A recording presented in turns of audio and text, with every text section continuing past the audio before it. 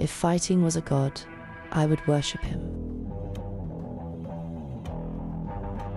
I would bow to him. I would pray for victory.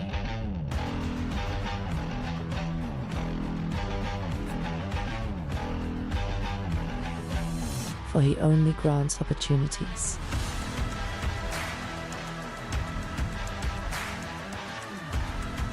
But behind every god lurks a devil. And the devil wants me to take a dive. My name is Annatomic.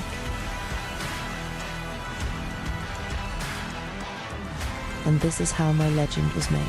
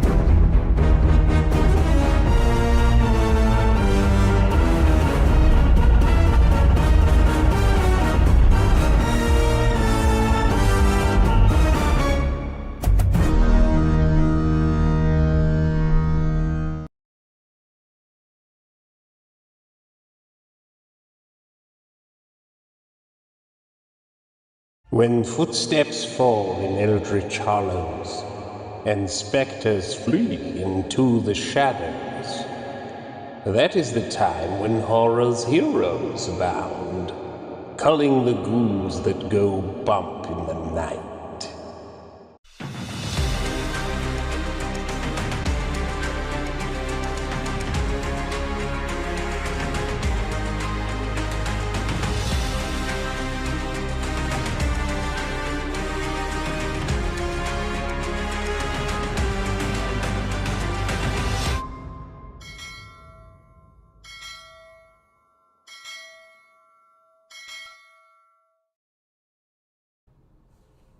Hello, everybody, from the heart of Lovecraft country and the birthplace of American religious liberty. My name is SHANTH ENJETI. You are watching SHANTH ENJETI Art, and welcome to my studio. I'm doing some work. I've been working on the studio. Oh my God, it's a never-ending battle. It's great to see all of you guys. Hello, Comicsgate. I hope you are having a wonderful day. Had a blast hanging out with my friends on Comicsgate Kings last night.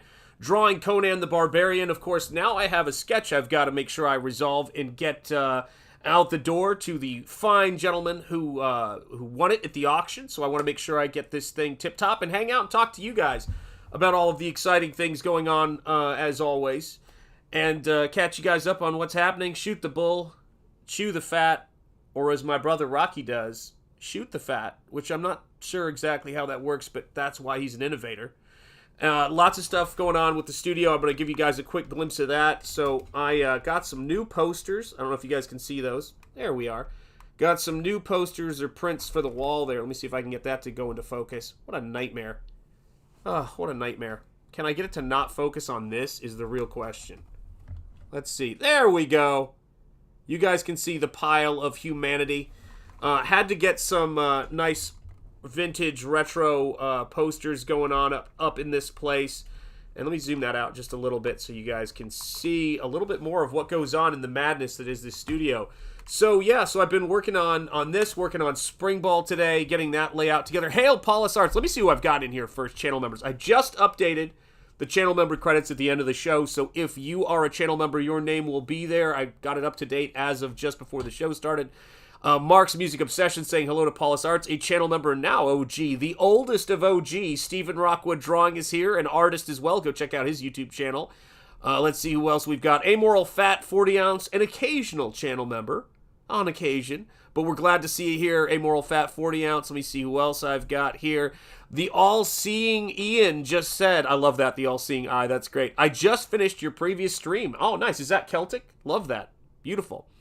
Let me see here. Who else have I got? Anybody else here? And let's see. Zooligan is here, channel member. It's good to see you, Zooligan. How are you doing, my friend? I appreciate you being here. And yeah, we're just going to hang out and do some stuff. What's up, David D? Good to see you, man. And good afternoon, everybody.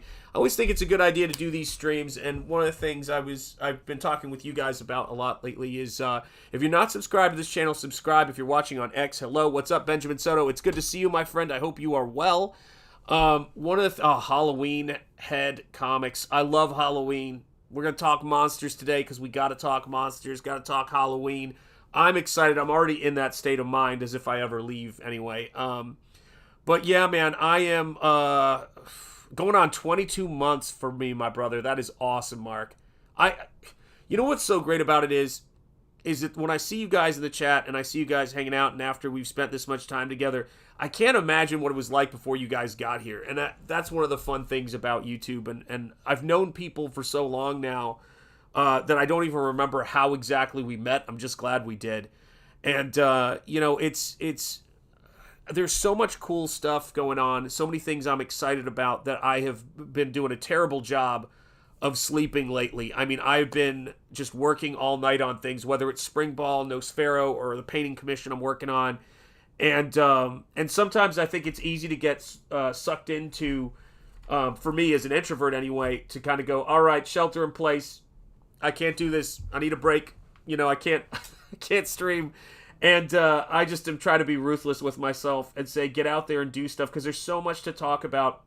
And I'm really excited about what's going on in crowdfunding. I was watching one of Shane Davis's great videos. You saw him. He started off our trailer run with Annatomic, his book, him and Yanzi Lin's book from 9 Lives Comics, drawn by Anthony Gonzalez Clark.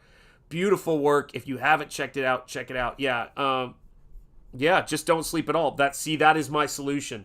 Yeah, terrible job at sleeping. Easy fix. Just don't sleep at all, says Stephen Rockwood Drawing, and I agree. Amen. But it was he was talking about the state of comics and diamond distribution and all of those kinds of things. And I was just thinking about how we in Comicsgate and in this space have kind of been out in front on a lot of that stuff and sort of reading the writing on the wall. And I do think there's a way forward. I do love this art form so much, and I love making comics, and I love the stories that I get to write and the artists I get to collaborate with. But I always go back to this kind of very important time in comics, but maybe it gets lost in the shuffle of the image boom and the 90s and everything that was going on. But the indie movement, what's up, Simply Greed? It's good to see you, brother. How you doing?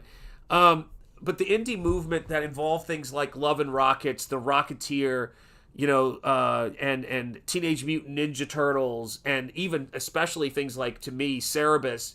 I remember I had a friend who was a huge fan of Cerebus.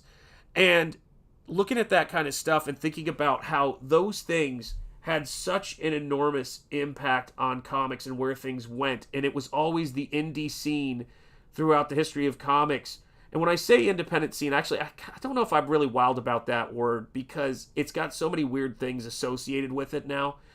And I never have really used it, to be honest, because it wasn't a thing. I guess I thought about independent comics in the 90s for the first time, but to me, when you're buying Ninja Turtles in Walden Books, you're not thinking about it as the first publishing collection of it. You're not thinking about it as an independent comic book. It's just a book in the store. And so I guess that's the thing for me, is that artists coming out and publishing their own stuff outside of Marvel, outside of DC, have always been that necessary injection and influx of energy into the scene. And it doesn't matter where they're from. It doesn't matter, about any of the other factors, industry factors people have to think about. Sometimes, these things like Ninja Turtles just happen on a lark, or a comic book like Grips, which was one of the first indie black and white books that I bought, that I was introduced to by my friend's older brother and later bought. There was just so much great stuff going on. And I think that thinking in terms of comics and the full possibilities of comics are more important to do now than at any other time, and that's why I'm doing Springball. It does, but also innovation, similar for gaming. Of course, back in the days, games like Doom were basically made by indies. You're absolutely right, man. 100% right. JWK Creates, it's great to see you, brother. Hail chat, and Shanth, glad I opened YouTube today. Yeah, absolutely. We're gonna do what we do here. We're gonna bring the thunder. We're gonna bring the noise, and I think that for me, as a comic book artist, as an artist, as an illustrator, and even during my time as a teacher, and I think I'm heading back into that. I've had a real, been wrestling with that lately. Been wrestling with it. In terms of doing my show that I've got plans to do, or that I will be doing, which is The Horror of Painting, which is my ode to the joy of painting. But it's basically, I want to show people and introduce people to painting in a way, and traditional media in a way that gets people less nervous about it and less thinking about it in these broad terms of oh my gosh, I can't do that. Because I think now more than ever, traditional skills are more, are important and significant, because where the technology is right now, you've got to be bringing something different to the game. And I don't mean, how do I put it? In a sense of it not being, basically in a sense of your hand skills, because they're going to have, we're entering a phase where digital artwork that's done by hand and is average is almost imperceptible in terms of, to someone looking at it in terms of quality, to something that was cranked out by AI. And for the first time, I always tell this, Eric Weathers always reminds me of one of these teacher sayings I always throw out there, which is, if someone asks you if you do digital or traditional, or do you do digital or traditional artwork, your answer should always be yes.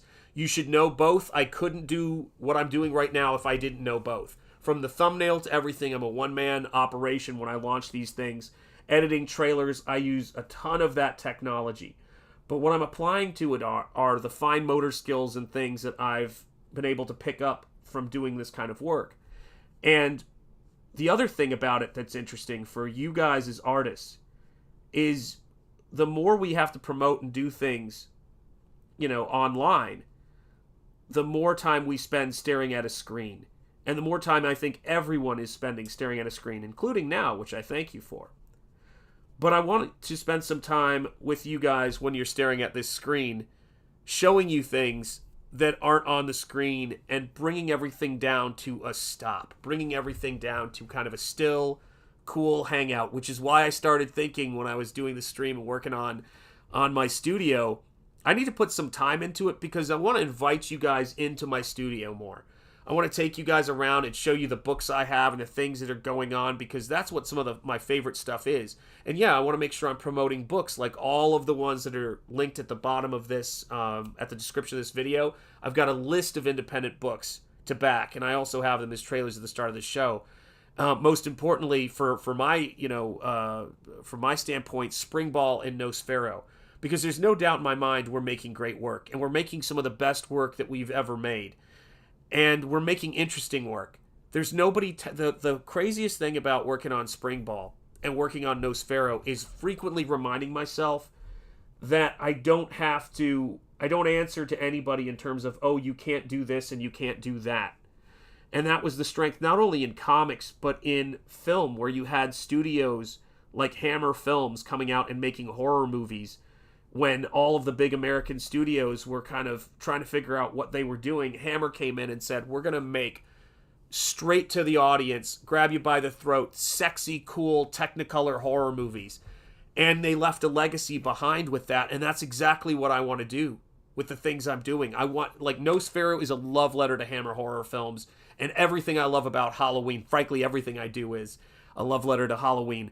And SPRINGBALL is a love letter to what is possible and what used to be the sense around superhero comics in the late 80s, early 90s, particularly when you had artists like Todd McFarlane coming along and really pushing things. And you started thinking about things like, in the 80s, with Ninja Turtles, thinking, you could have a Spawn Ninja Turtles crossover. You could have these characters by all these creators interacting and doing things, but they're all in this space. And I love that stuff. I have to give a big shout out to my man, Lord Hinson Comics Gator. It's great to see you. Workday just got better. Thanks, got the stream, Sean. Oh, thanks for the stream, Sean. You are very welcome. And hail, channel member, Lord Hinson Comics Gator. Yeah, I'm here to keep you guys company. I've been listening to Art Bell a lot. I listen to Art Bell every single night when I go to sleep for the last couple of months. And I know going to sleep is a relative kind of thing for me. But I listen to Art Bell, and I listen to the way he talks about things. And boy, what a legend, and what an amazing guy in terms of what he did and how he created this he was inviting you into his world, and you were inviting him into your home, and it's just such a crazy thing that from beyond the grave, I could listen to Spooky Matter, Ghost to Ghost, and all of those Halloween specials over and over and over again, and I frequently do. And I think that's one of those for me when I'm painting and I'm doing my work, if I can bring you guys into a world with Nosfero, then I've done my job. And I mean in terms of just bringing you guys into a place where anything can happen, anything is possible. And I love that. That's what I love about independent books. The only canon you have to think about when you're reading my books is the canon that you and I both know, because it's all new. There isn't anything else I want you to have in the back of your mind. I want you to come into the book and have questions about where things might go, could go. That's what's fun at the start of this. You guys are at the start of something that's awesome. Hello, you're on the air. Love Art Bell too. Yeah, when I hear that music, it always puts me in a good mood, man. Art Bell, looking forward to his upcoming movie. Yes, me too. I believe he's going to be portrayed by Paul Giamatti. I hope it's great. Ended up in the Prey intro, one of the best game intros of all time. Oh, very cool, man. That's awesome. West of the Rockies, you're on the air. Absolutely. Wild card line. I love that stuff. Yeah, Art was a legend, and is a legend still, I should say. I mean, he's streaming now from beyond the grave. And so yeah, so I've been sitting around and looking at the things that I love and the things that are inspiring to me. Look at this desk, by the way. What a nightmare. And one of the books I got recently, which I had not heard of, and one of the biggest influences on my work. I know I say that a lot, but it's because I have a ton of influences. I got this book recently, speaking of artists who are no longer with us and are huge inspirations to me. This right here is a new collection of Mobius's Arzak. Now, a lot of people, I think, were inspired to think about painting comics and that kind of thing because of Alex Ross, and there's no doubt he had a huge influence on that for a lot of artists. There was also Kent Williams, John J. Muth, so many people, Richard Corbin, but those weren't the people that I got to first when it came to actually painting comics through and through and wanting to do it. This was what got me into it, was seeing Mobius's Arzak story, the original collection that I think Dark Horse put out. And what's wild is, in this collection, it's an attempt to finish the story that he was working on. Let me see if I can show you what I mean. Here we go. It's an attempt to finish the story or collect all of his notes. So they're not doing new artwork. But, well, sorry about that, guys. Woo! Don't need to be that dizzy. But they're collecting all of his notes, all of the things that he did that were associated with the world of Arzak in one place. And when I see stuff like this, if you guys can't see that influence on Nosfero, just some of the vibe of what he does with value and layers, take a look at it. You'll start to see it. You'll start to see how it comes together, because that's stuff that really influenced me. His colors are insane. But something I didn't know about him is he did this book. This is a digitally painted book that he did, was his next Arzak series. And what was so cool about it is that for an exhibition on his work, he took the initial pages of that story and he went in and he painted them by hand just to show that he kind of could do things, in either direction. But look at the craziness of that texture. Isn't that great? So big fan of Mobius and the stuff that he does, but he just did some crazy, man. Yeah, absolutely agreed, man. Yeah, definitely. And I find pieces like this raise more questions than anything. They draw you into the world. Yeah, he's just one of those artists who came along and was approaching things from a standpoint where, his friend, I believe it was Jean-Paul or Jean, I can't remember which was his Jean-Claude, but I think it's Messier, who did the book series, oh my gosh, Valerian, which became a movie. Do you guys see what I mean, by the way, when you're looking at this? He talked about meeting Mobius in art school and said it was like meeting, he refers to him as Wolfgang Amadeus Mobius. And he goes, I've been his friend for ages, and it's pretty tough, let me tell you, to be friends with someone who's such an incredible and natural talent. And Mobius is just one of those guys, from Blueberry to his concept art he did for George Lucas with Willow and all of that sort of stuff that you see going around online. He's had a huge influence on so many artists and a huge influence on me, because when I was looking at Arzak, the thing I came to was I felt like I was going into a world I knew nothing about, and it just kept unfolding. It's such a strange thing. And so if I can bring people into a world where things are just unfolding and they're like, what the heck is this? Like, what is going on, and really pump the visuals out there. Nosfero is a book about the journey of two characters and where they are in their understanding of the nature of the world and the nature of good and evil. And it's about the idea that evil is always trying to open a door into our world. It's a very Lovecraftian idea, that evil is always right on the brink of coming in. And this is a book that in many ways is a counterpoint to some of the things that Lovecraft was talking about, which is, although he did cover it very well in stories like the Dunwich Horror, which is that there are a few good men, as they say, who have dedicated themselves to being the bulwark and standing in the way of these evil forces coming in. And Nosfero is the ultimate version of that in my world. He is the exemplar of that idea, because I think that when someone says, that there's evil out in the world, that there's darkness out in the world and all of that, I go, yeah, 100%. You're absolutely right. There is. I wouldn't deny that for a second. And how could you, really? But the what are we going to do about it and is the job of heroes is a very important question to me when I'm doing this work. What is the job? What is the world? And can you do it with the kind of lurid grandeur, as I like to call it, that Hammer Films did? I always say that when you look around my studio, you'll see a lot of art, tons of books, action figures, statues, all of these things. It's sort of like a creative cauldron for ideas, and in my head anyway, and on my desk is the crucible where all this stuff kind of comes together. It's where that force is kind of put together and directed. But I like to keep certain things around me as totems.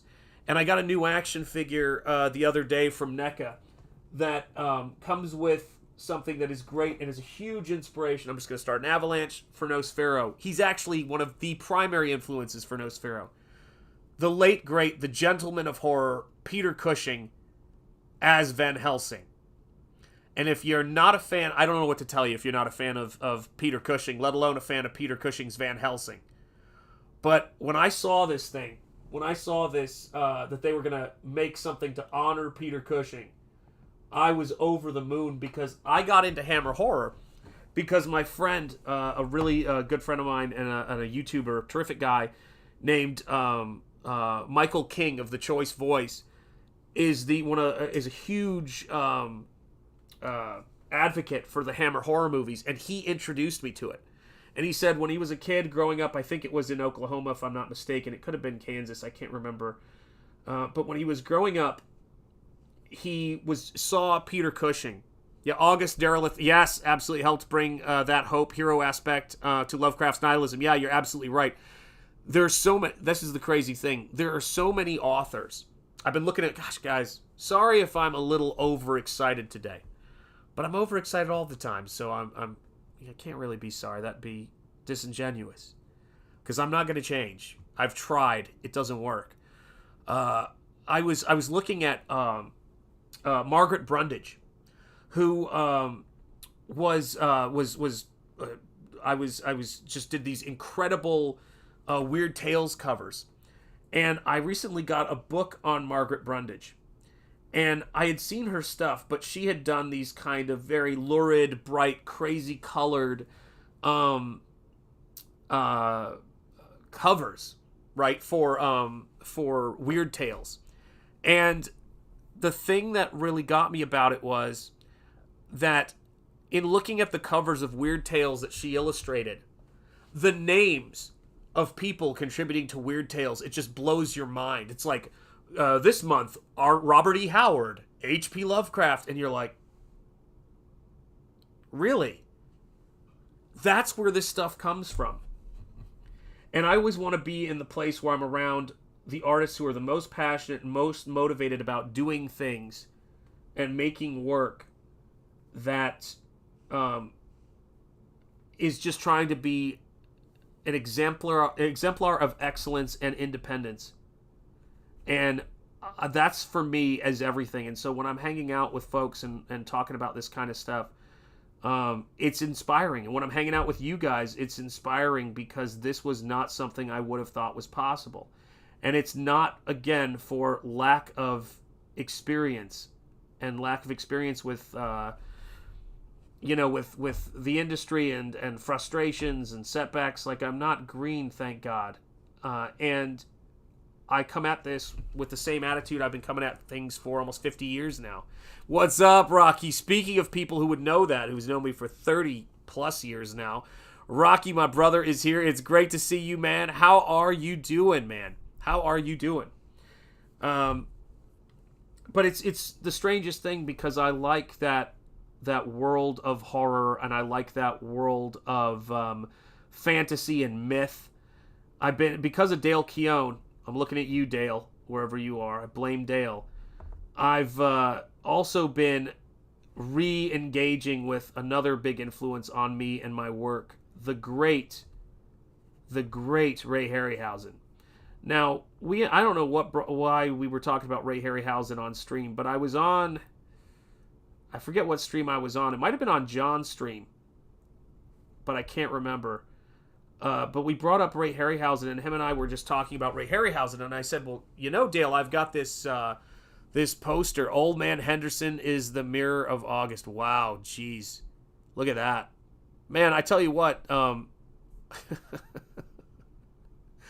this is the thing about the chat and Comicsgate, man. Shoot the Fat, Rocky. Yep, I'm doing my version of Shoot the Fat. That's right.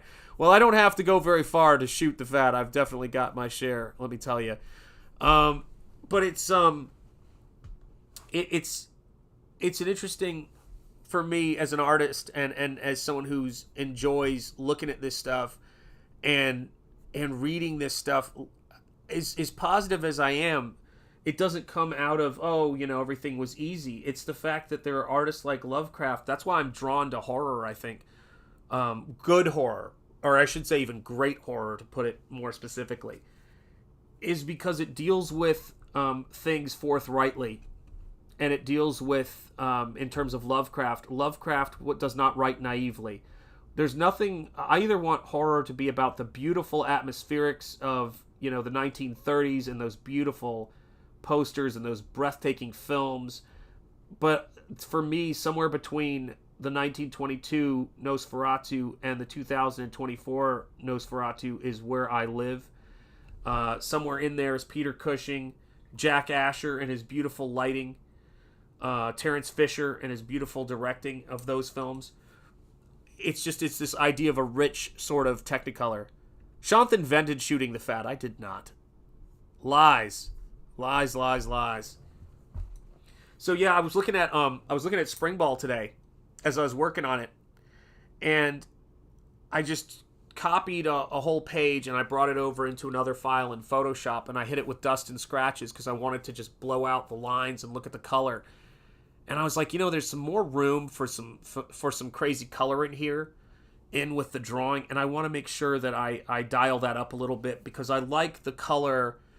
I like some of the things I can do with color with paint, and you can do them in digital as well.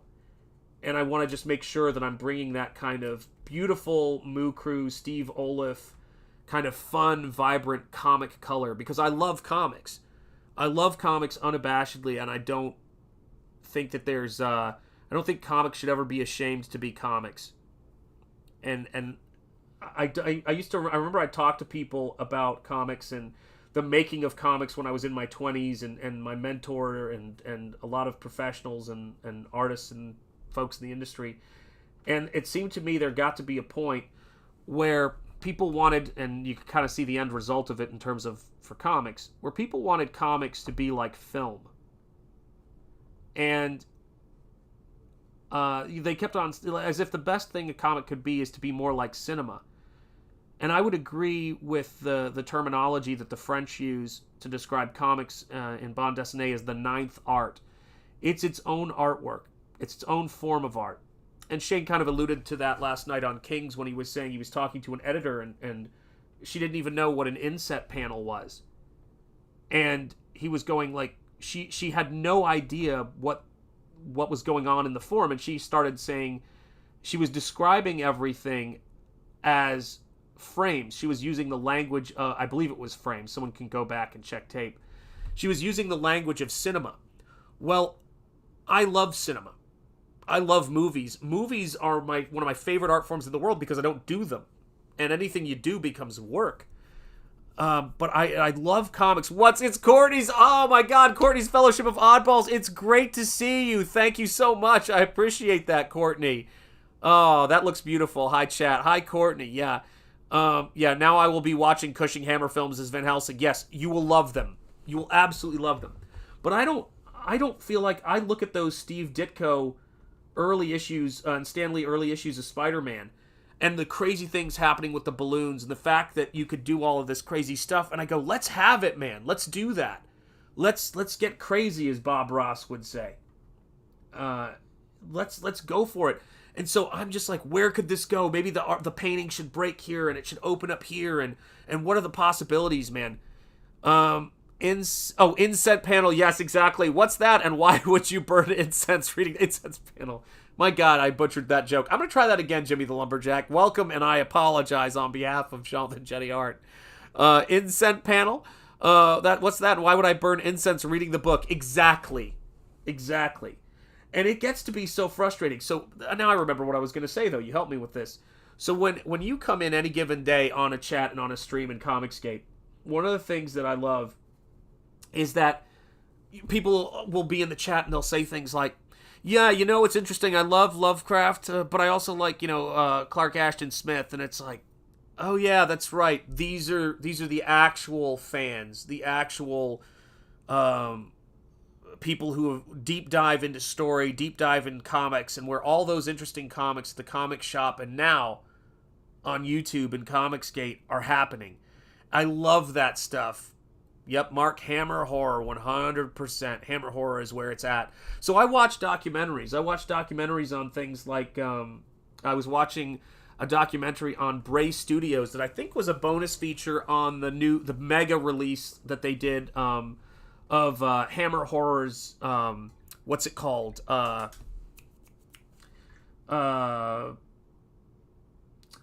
The Mummy. With Christopher Lee. You know what, guys? I'm just driving myself crazy right now trying to remember this stuff. Hang on a second. I promised myself I was going to do this more and more. So, here's what's happening. Alright, here's what's happening. I promised myself I was going to do this more. Taking this for a second here. God help me. This is going to be a mess. Look at that. It's a change in focus. Here we go. My eraser's falling everywhere. Hang on a second, guys. I'll be right back.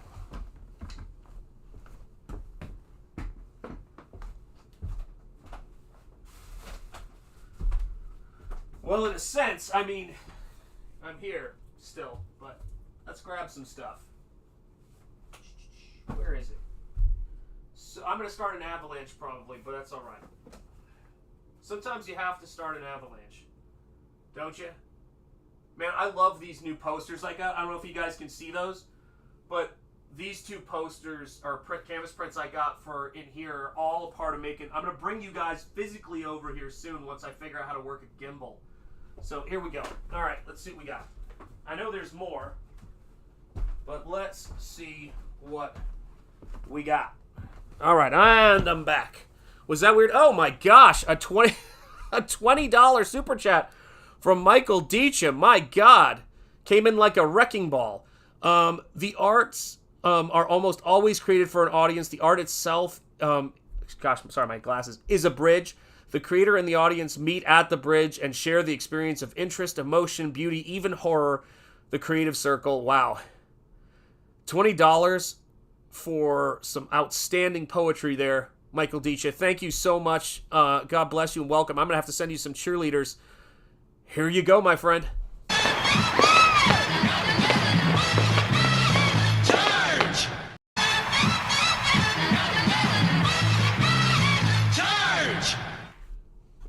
There you go. All right, so one of the collections that I got recently, and I wanted to make sure I knew who this was from. So this is Second Sight Studios, if you see right there, or Second Sight Films, who put this out. And this is the edition of The Mummy that I have that is, it has this really great documentary series called Bray Studios, on Hammer Horror's Bray Studios. And if you look at the color even on these posters and prints, this is another thing, that kind of over-the-top, bright nature of pulp that's a big influence on me, and the stuff I do with Nosfero. And again, I want... Springball is like Mickey Mouse, and Nosfero is like Snow White. I love them both. I'm a huge fan of Ub Iwerks. And all of the great stuff he did with early Mickey Mouse, and also Freddie Moore, and all that great stuff. But I also love Gustav Tenggren, Arthur Rackham, and all of the artists who worked on Snow White, and they're two different things. What's up, channel member and OG Tammy D? It's good to see you in the house. How are things by the sea? Let me see here. So, one of the artists, and he has a lot of, or she has a lot of figures without clothes, so it's difficult to show things, but this is Margaret Brundage. And Margaret Brundage was illustrating those covers. I'm doing great, Brent. How are you doing, my friend? It's great to see you, brother. I am doing great. Better now that you're here, man. So, Margaret Brundage was doing these covers. God, what can I show here? Okay, I don't think there's any too bad nudity on this one. Here you go. Look at the names on these covers. Look at the names on these covers. I'm right by the Gulf of America. I knew you were, Tammy D. I knew you were. Look at the names of contributors. So we've got Weird Tales. I mean, look at that. I mean, what? Just the incredible roster of talent. The Devil in Iron. Weird Adventure in an Amazing Island City of Greenstone by Robert E. Howard. Dang. Born 1900. Yeah, and the weirdest thing about this to me is, let me see if I can find it here.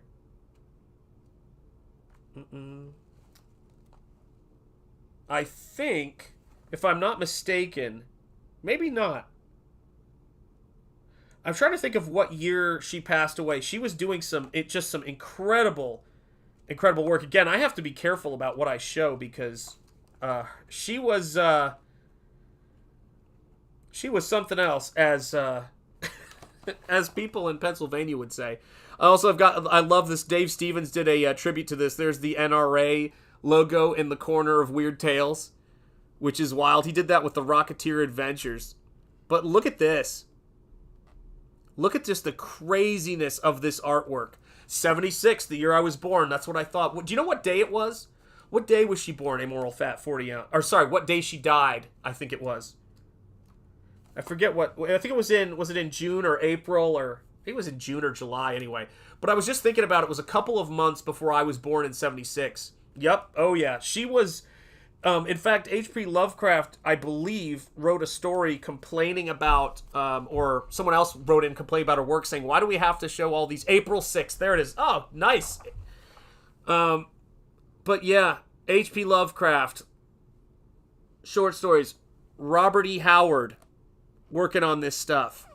We've got some pretty amazing creators right now who are doing work in Comicsgate and that are lending their talents here and coming together, even though it's almost like by chance meetings. April 9th, gotcha. Excellent.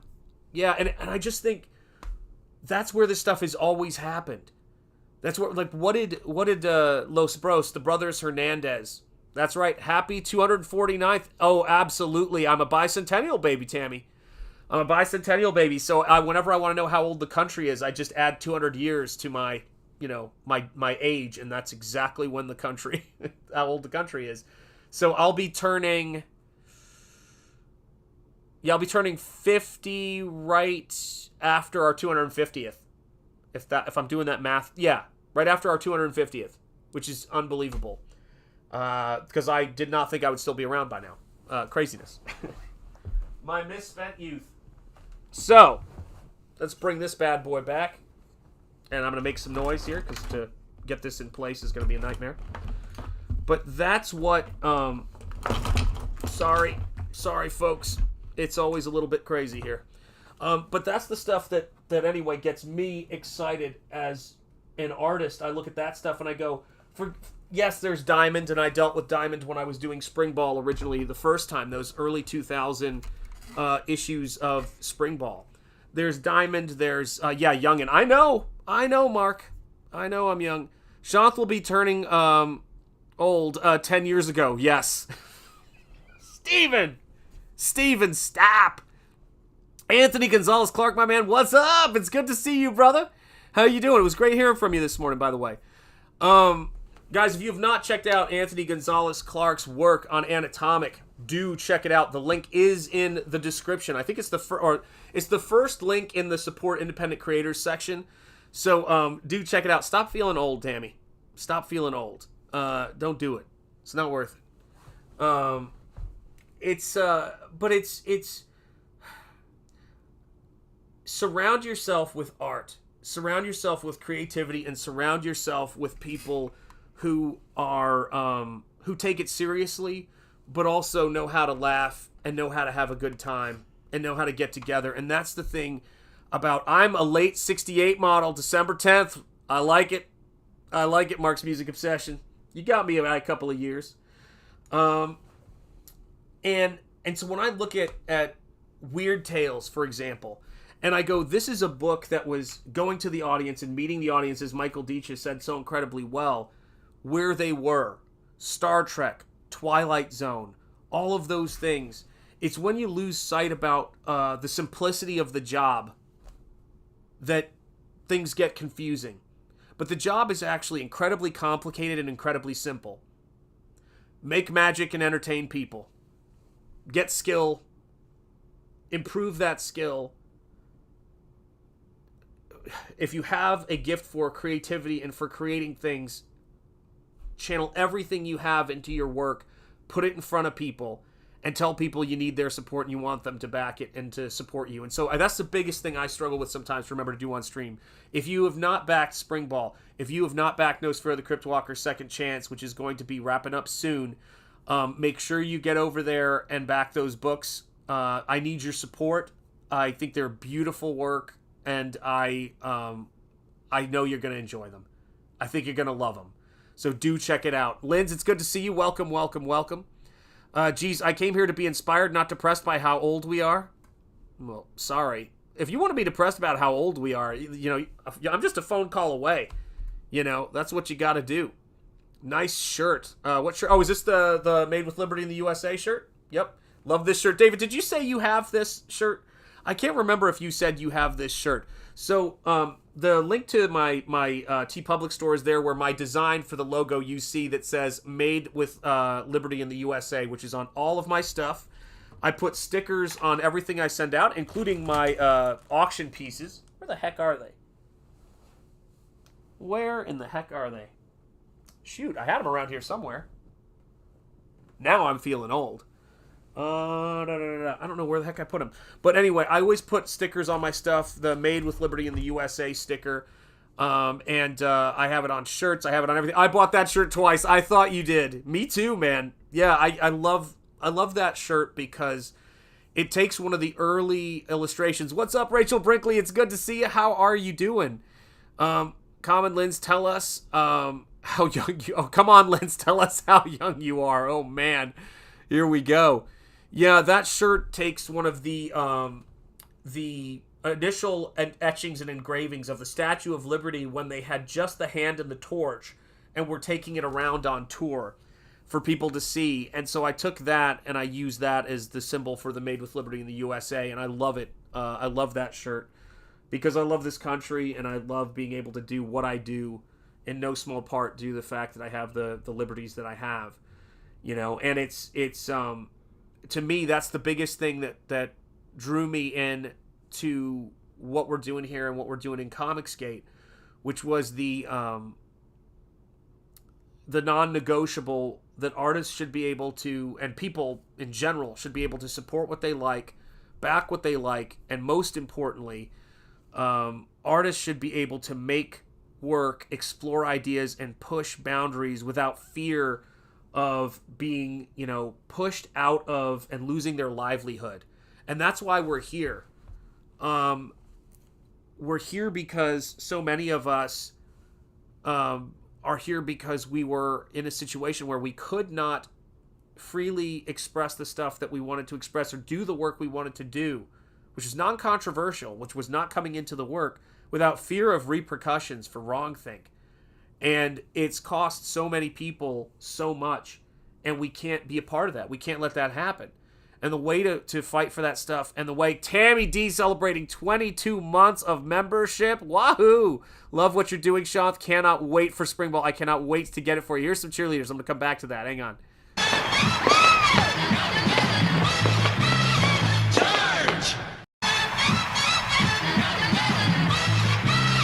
Charge! Thank you, Tammy D, for your support. I appreciate it so much.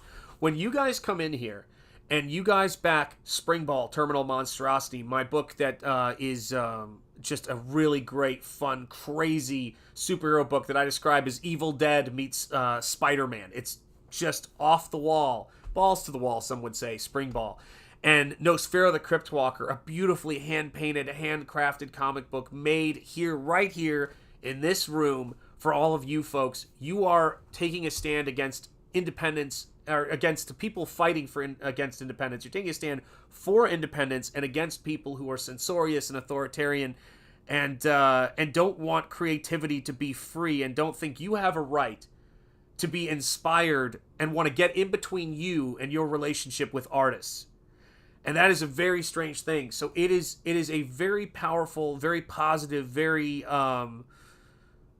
important thing to do when you back these books. When you back Nosfero the Crypt Walker, when you back Spring Ball, when you become a channel member to my channel, when you back Annatomic and the beautiful work and the incredibly disciplined work, to be honest, in terms of their output and in terms of their organization of Shane Davis and Yanzi Lin. And that gives them the opportunity to hire people like Aaron Alfecci and the great Anthony Gonzalez Clark, who's done some really incredible work. And if I might,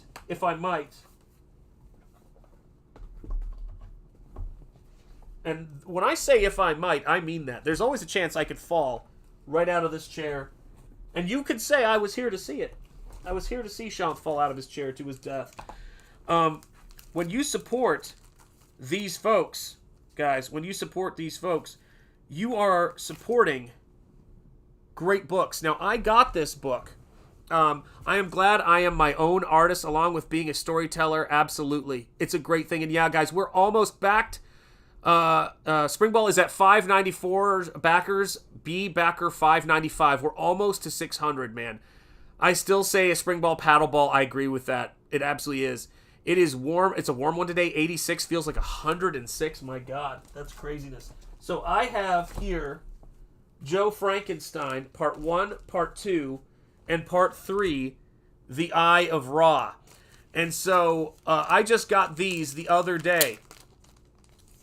That's right, the great Anthony Gonzalez Clark. I'm gonna put a D in your name now. The great Anthony Gonzalez Clark. So I got this the other day from Compass Comics and my man Graham Nolan. I don't know if you guys know this, but Graham Nolan and I have absolutely identical physiques.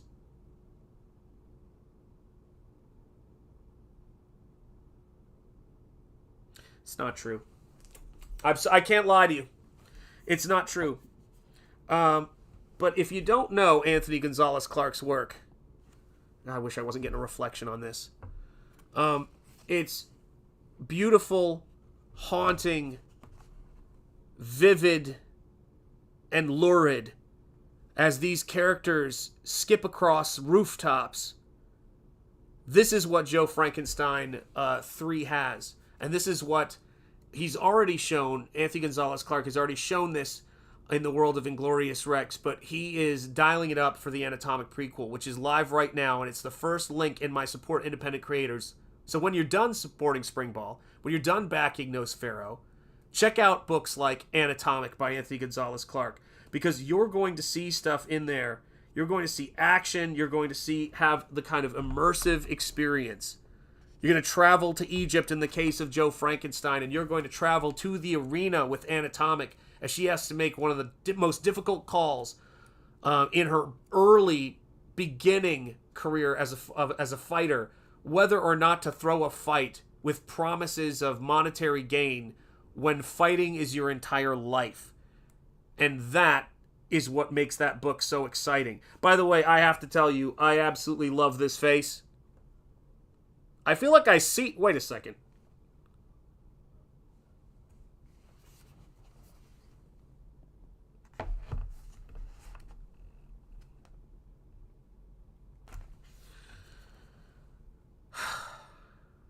This is concerning. This is concerning.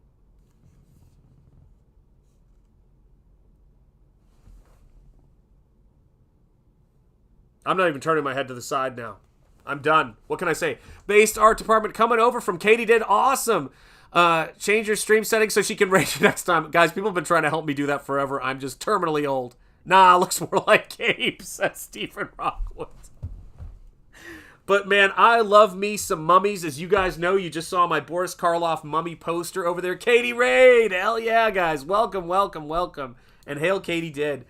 Yeah, this is some beautiful stuff. And this is stuff that you wanna have in your collection. You want to have this in your library.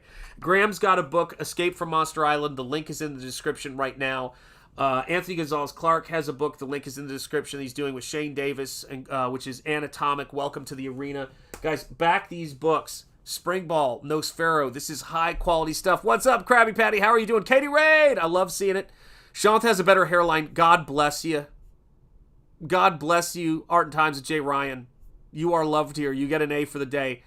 Yes, that's right. Magnificent Bastards and Bastats. 100%. Yes, and check it out, man. Inglorious Rex, 9 Lives Comics. Go make it happen. Yeah, mummies are better than zombies. I agree. Well, you know what's so interesting is when I was doing, when I was working on Nosfero, I've always wanted to tie together, and I'm not the first person to do this, I'm sure, by any stretch, but I wanted to tie together that connection, that seeming connection between vampires, the vampire, the mummy, you know, and all of that stuff. So when I was creating Amun al-Hazared with his like little creepy raps that turn into these kind of horns and this kind of jester look, and giving him his fangs, I think that's a safe amount of nudity I can show. But giving him his designs, and this is a page from Nosfero, the Crypt Walker. That's what I was after. Bringing together the vampiric, the Lovecraftian, the ancient. I love ancient Egypt. I practically raised my kids on ancient Egypt documentaries. Hail Tank Ferret. And hail Glitch, it's great to see you, man. And is Eric Weathers in the house? Hello there, Eric Weathers. It's good to see you, brother. Man, I feel like everybody I've been texting back and forth with is all here. The gang's all here. But I love ancient Egypt, and that's a big part for me of Nosfero and where he comes from. I don't know about you guys. Alfonso Riley, how are you doing, my friend? Great to have you as a channel member, by the way. Your name is in the credits. I just added it. Hail Shadowhawk Talks. Hail Eric Weathers. It's great to see you, Shadowhawk Talks. One of my favorite movies in terms of the way it handles relationships, particularly between fathers and sons, is Indiana Jones and the Last Crusade. Great movie. But the weird thing is that one of my favorite characters in that movie plays a bit part and dies just before the end. But he has one of my favorite lines, and he's the brother who's the head of the Order of the Cruciform Sword. And the Order of the Cruciform Sword. What's up, channel member Tarks9? It's great to see you. 4 months of membership. Hail Comicsgate. Hail Comicsgate indeed. And hail to you, man. So for those of you guys who know The Last Crusade, Indiana Jones and the Last Crusade, where the sword that Nosfero ends up using, the Crimson Saber, is found in a burial chamber where one of the last members of the Order are that Nosfero is picking up the mantle of. And it's a total reference to the Last Crusade. Always love that stuff. What's up, Bob Jester? Hail to you. It's great to see you, man. How are you doing? Yeah, sorry about the spoilers. There's more. There's more Don't worry. I haven't even covered the spoilers yet. The spoilers are nuts. So the thing that gets me about it is that, and what I really love, by the way, Tarks9, I was looking at you the other day on stream, and seeing John Malin's Springball as your profile pic. Anytime I see my characters as somebody's profile pic, but seeing that beautiful John Malin piece, Tarks9, that meant a lot to me, man. I don't know why, it just hit me. So just wanted to share that with you because, as I've been thinking a lot about in the last couple of days, particularly with the stuff out of Texas, is never miss an opportunity to tell people you appreciate them or you appreciate stuff. I appreciate the time we're spending here together. I appreciate that you guys are out there backing books and backing Springball and backing Nosfero. Both of those, the links are at the top of this description. Both of my books are there. And then all the other independent books like Anna's book, Anna That Star Wars Girl's gift book she's doing. of her eye paintings. You're funding somebody's artwork in a way that is going to be something they can always share with their family if your eye was painted in that book, or in Anna's case with her children. And it's a beautiful thing. I spent too much time in the Mummy. Oh my gosh, Michael Dietja, man after my own heart. I spent too much time in the Mummy Room at the British Museum in London. Amen. And thank you for hitting the like and Mark's Music Obsession. Thanks for letting people know. Grim Jim 666. Ha! Get looked at. That's right. Absolutely right. You got to get looked at. Oh man, another profile pic. I love that. Attempted Katie raid. Turn on that thing. I know. I don't know how to do it. I've got to figure it out. Let's people raid you, Sean. Sounds terrifying. It sounds absolutely terrifying. But yeah, it's I love that, man. I love They Live. I just got that on Blu-ray not long ago, and it's one of the all-time great movies. Greatest fight scene in the world, man. You know, it's just I love that fight scene. It still cracks me up, man. Keith David and the Rowdy Man himself. Gotta love it, man. Gotta love that stuff. Yeah, the whole thing for me, yes, exactly. I know, Alfonso. I've been thinking about that. Wishmaster, where's the mail-in cover shirt, Shanth? I know. I've got to figure out a way to do this stuff and bend the space and time. YouTube, how to turn on the raid. Okay, you're right. Yeah, I probably should look that up. Yeah, I'm going to have to look that up. So, yeah, I mean, it's, for me, when I look at Ancient Egypt, it's a great movie. John Carpenter is a legend. I'm deep diving into John Carpenter all the time. I love his movies. God, he's done some fantastic stuff. Just some fantastic movies. I know that's an obvious statement to make, but what a legend, man. What a legend. But it's the thing to me that I don't know, man. There's so much out there. There's so much cool stuff, and there's so many cool things that we could be doing with all of the creatures and all the monsters and stuff we do. But a huge factor for me is going back to Egypt and looking at ancient culture and civilization and learning about, you know, standing up the obelisks and how that was done, and the things we still don't know how they were done. There's this YouTuber called Pro Walks. Hey, Eric Ward, how are you doing? Long-time lurker, first-time subscriber. Glad to have you with us, man. Hey, Shanth, hi, Comicsgate. Oh, so glad to see you, man. That's awesome, Eric Ward. Welcome, welcome. I'm here to chew bubblegum and kick ass, and I'm all out of bubblegum. Greatest line delivery of all time, man. So the thing for me is that there's this YouTube channel called Pro Walk Tours, and all this guy does is shoot 4K of him walking around places. And he did a walk around the Great Pyramids. That's a long walk. And it's just a slow walk, ambient sound of him walking around the Great Pyramids and walking up to the Great Sphinx.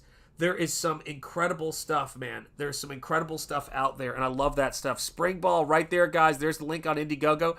I'd buy a mail-in cover shirt. I know, I got to make that happen. Rothschild's got sold a Stargate for 3 cows and half a sheep, dude. That scares me to death. Nouveau monster-themed stained glass window in your art style is great. How are you at glasswork, and how expensive would it be to ship to the UK, man?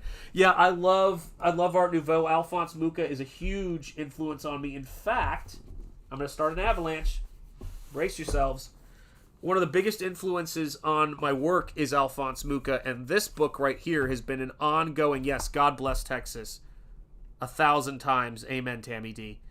The thing that gets me with this is that this is La Pater, which is the Our Father illustrated as an illuminated manuscript by Alphonse Mucha. And this book was released a couple of years ago in 2 formats, one that's somewhat affordable and the other one that's impossible, but breathtaking.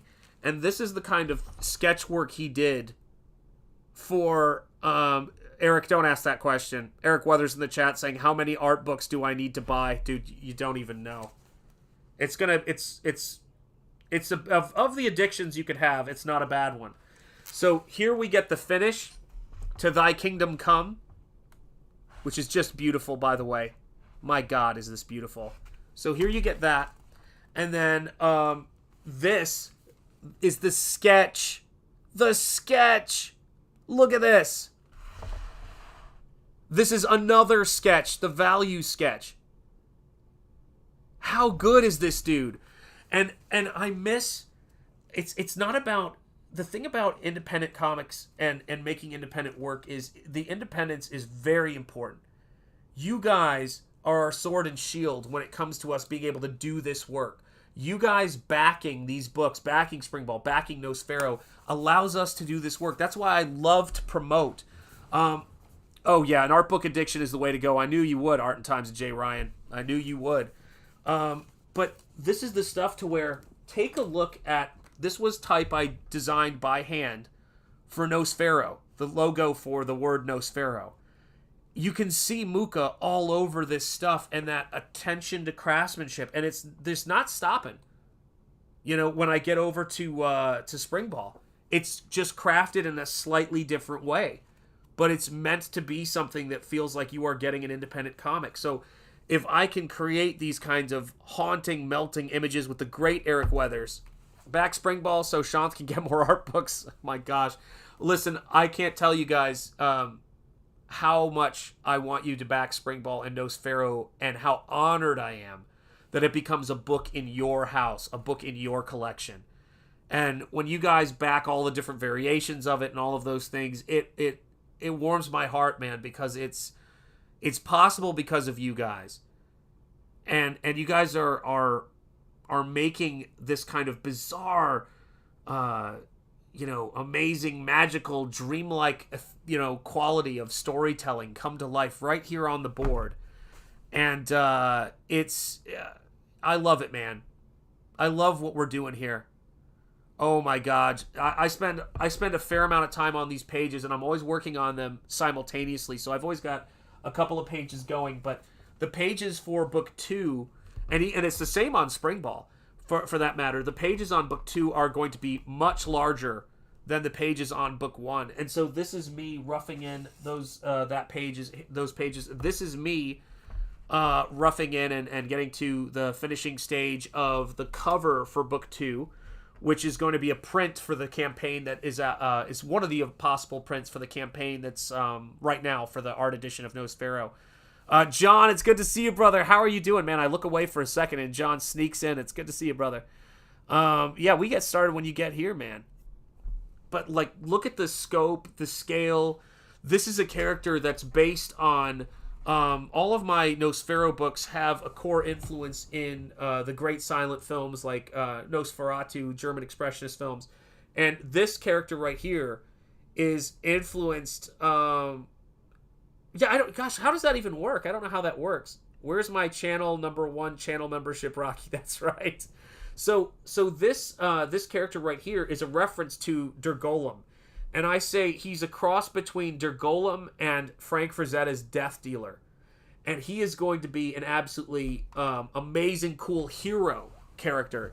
He's a hero on the scale of Greek mythology, but it's in that Lovecraftian world. He's the kind of character that can do an uppercut to Cthulhu and knock him on his heels. That's what makes this stuff so fun when I'm writing it. And this is the character Dreg Cthulhu, or sorry, not Dreg Cthulhu. That's my character from my first book. This is Marquis de Dregula, and Dregula has got a door that he's opened to this world in book 2 that can't be shut. And so, much like the story of the Golem, a rabbi created Made Not Begotten, which I love flipping that on its head. Made Not Begotten, a golem to go in and hold the line. Even though the gate is open, he's the bulwark, keeping the evil from coming in through that gate. And Nosfero's mission in Death Will Die is to shut the gate. And if you look over here at Dregula and his symbol, it's a dragon with its wings, but it's also the hammer and sickle, and it's all red. And that's the symbol of evil that I'm going with for this book, is the dragon, hammer, and sickle. And, of course, then he also has the bat with the swastika-like symbol on it, too, which is kind of like the ancient, telling that idea, in the world of Nosfero anyway, comes from a collectivist, socialist, people are just resources to be destroyed. And yes, the evil of Marxism and the evil of taking away people's property and giving it to the state taking it. The Bastel, I can't pronounce that, man. Yes, he does. He has Stalin's mustache. He certainly does, man. And so, but in creating the world of Nosfero and creating the world of Springball, that's the thing that I like, man. Envy only takes, it's 100% true. And so the idea becomes, Springball's world is growing. So while Springball can fight to keep the doors closed in our world, and can fight the vampire and the denizens of this world of evil, the truly cosmic horror on the other side is the battleground on which this character right here, whose name is Bromstone, Bromstone, Bromstone, which is to me a play on, or not a play on, is a reference to the Stone of Abraham, and also the character of Brom from Sleepy Hollow, The Legend of Sleepy Hollow, because it's one of my favorite books. I love Halloween. So Bromstone has a shield that is much like the Ark of the Covenant in Raiders, except for it shoots a blast, if you look at it, of the souls of martyrs who died in service of God. And then when he's done, they come back, but they push the evil at bay. That was the idea that I had for this character. That's what creativity is about for me. That's what exploring these stories is about. I say to people that the things I do are both kind of silly and fun, and then have the depth that comes from my passion for mythology and ancient cultures and all of that kind of stuff. And it's how do I word it? It's every time I sit down at my desk, I love that shield too. And oh gosh, when you guys see, I don't know if I have it painted. Do I have it anywhere where it's painted with any kind of finish? I don't think I do. But on the shield are two angels with their wings almost touching. So it's very much designed in the same kind of vibe as the Ark of the Covenant. As is the sword, is like an ancient, kind of Hebrew sword that would have been the kind of thing that was in the Old Testament of the Bible. And so that's the idea of writing stories to me. Is Raiders of the Lost Ark did that incredibly well. So did The Last Crusade, and so did Hammer horror films. They really talked about the power of good and the sort of the biblical definition of good doing battle with the vampire, which is what I really loved about Nosferatu, the 2024 version. Obviously, the 1922 version is perfect. They do. That's exactly what they say.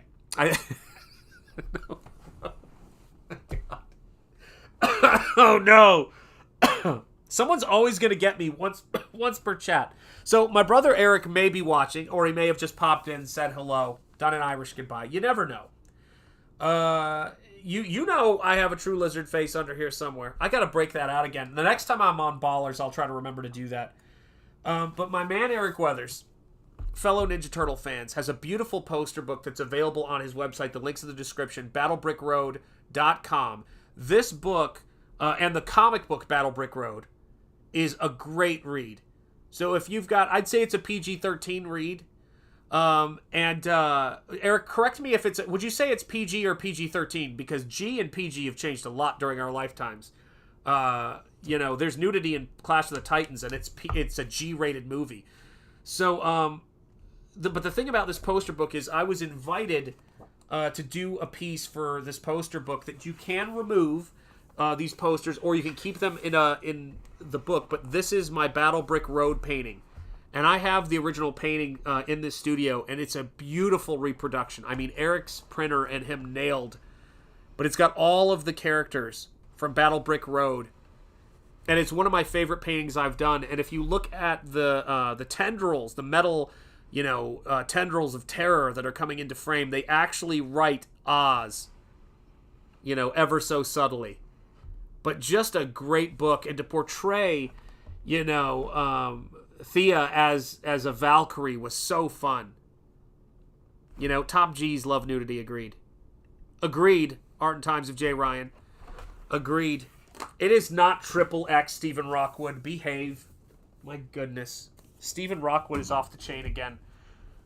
My brother to the north. God bless you, Stephen Rockwood. OG, the #1 fan.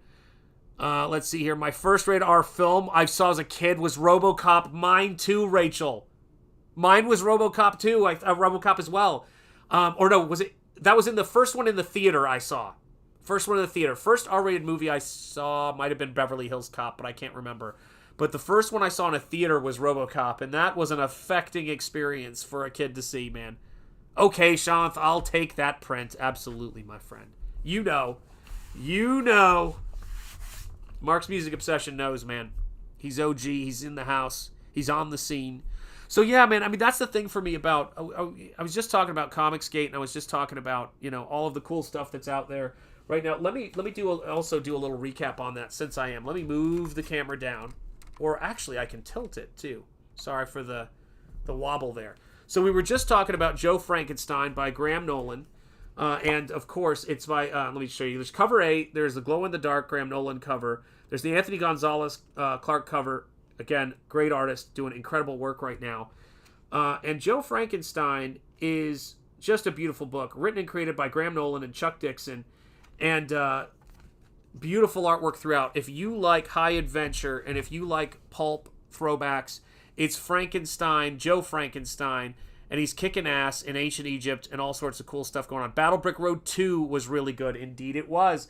So Battle Brick Road 2, if you guys have not got it, I'm looking around my studio to see where I have filed all of my books because I have so many freaking comic books around here right now. It's nuts. It's like I'm waiting for an avalanche to happen. But Escape from Monster Island, make sure you check that out. The link's in the description.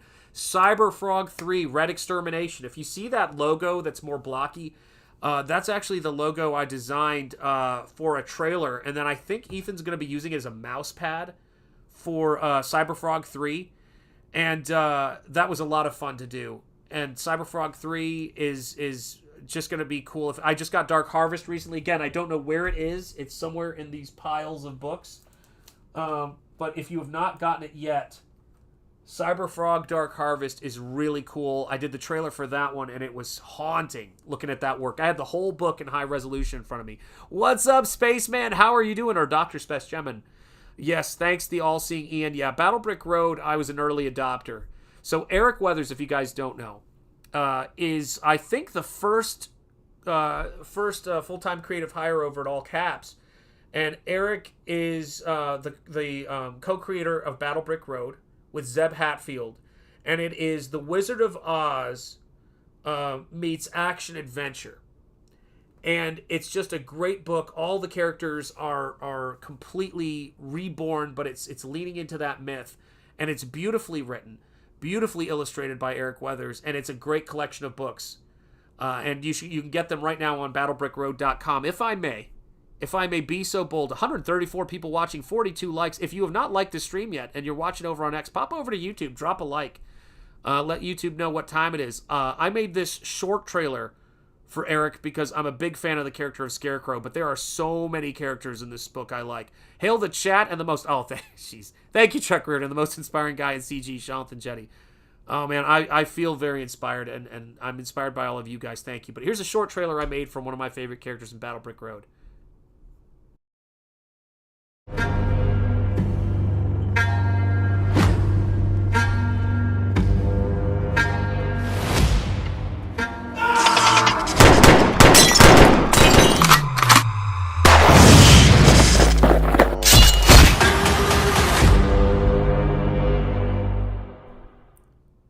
I'm just telling you, man. There are some great books out there. Love Scarecrow. Yes, there are 3 of the Crypt treasure trove left, guys. You're gonna get a painting of your a head sketch, but it's a painting for all intents and purposes of your choice. If you back at that tier, all of the books come with it. And frankly, there's only 10 copies left of my second art book, Rigor Mortrex, which had a smaller print run. And those are the last copies that will be available in the Crypt treasure trove. So it is, do not miss that. You will not be able to find that book 2 anywhere because I don't have any copies after this. I mean, I've got the dinged copies I have to keep around for reference and read. These are my last copies of it, so make sure you do not miss out. Dang, that looks like something I would read. It is. It is, Eric. You would like it. That's right. Oh, yeah, man. Yeah, Cillian Murphy is a great actor. I love Peaky Blinders. I loved him in Oppenheimer. He's fantastic. He's seriously amazing. Him and Tom Hardy. Yeah, check out Battle Brick Road at battlebrickroad.com. Yeah, guys, you guys have seen these trailers, and I try to keep doing trailers whenever I can. Let's see, I agree, Rachel Brinkley, but he would need another artist for it. Yes, agreed. I think that always helps. Nick Clark, technically, Eric read it in reverse. There you go. Wow, my brain just broke, Nick Clark. But welcome, it's great to see you here. Let me play another trailer I did for another book I want you guys to check out. The link is in the description. This is for Bosch Foston's Pigman, guys. Had a blast doing this trailer. Bosch is working on a Springball drawing, I think, for me, that he showed the sketch of on stream. Cannot wait to see that thing. If you know Bosch, he does incredible work. Here you go, guys. Check this out.